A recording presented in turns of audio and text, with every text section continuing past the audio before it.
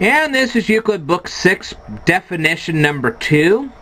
And there is no apparent real great translation of this from the Greek. Remember, Euclid was a Greek geometer, so he wrote in the Greek, and they seemed to have a little problem with translating what he was actually saying, so they gave the best approximation.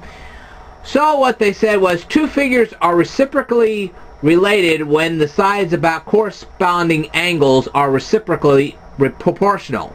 Now, you hear that and you're like, what? What are they saying? Well, the best possible translation I came up with, both from the internet and from this set of books I've got, basically they were saying, okay, what if you have two right-angle triangles? Well, you got a right-angle triangle. Here it is. It's ACB. Okay. And you have another right triangle, and it's AED. Okay. Now, the angles obviously are equal. Okay. You got a 90-degree angle here. You got a 90-degree angle here.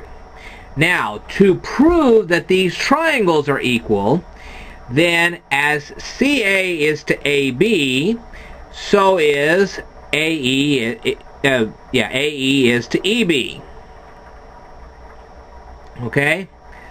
So, let's just say that as 1/2 is to 1, so as 1 is to 1, well, as 1/2 is to 1, so as 1/2 is to 1. That's what they're trying to say.